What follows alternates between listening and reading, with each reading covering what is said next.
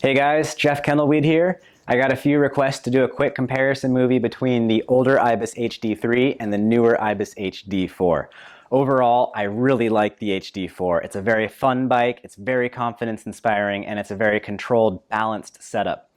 I'd enjoyed the HD3 quite a bit, and after riding it for a few years, I ended up with a pretty stiff fork setup and a pretty soft rear shock, and that really made the bike ride well because it slackened out the head tube angle, made it feel longer, and it worked. It wasn't the most balanced setup at the end of the day though. The newer bike addresses a few of those issues with a slacker head tube angle, longer wheelbase from the get-go.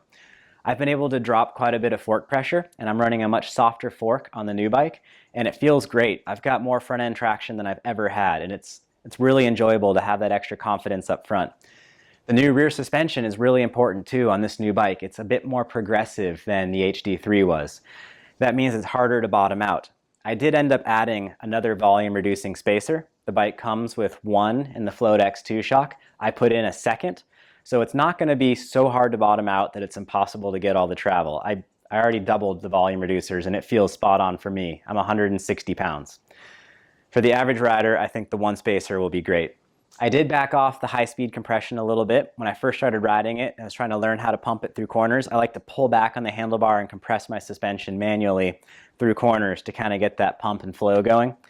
I went down to only 8 high-speed compression clicks. Their stock setup is 13, and at 8, it was really easy to get the bike to move when I wanted to, and I still had plenty of mid-stroke support. The new geometry keeps the bike, it's pretty long, so it keeps it very controlled, and that extra length, not only is it controlled, but it's very confidence-inspiring. The carbon layup is way better than the old bike too. The whole bike torsionally feels noticeably stiffer than the old bike. It's really fun riding this new suspension too, because it's much easier to get it airborne than the old setup.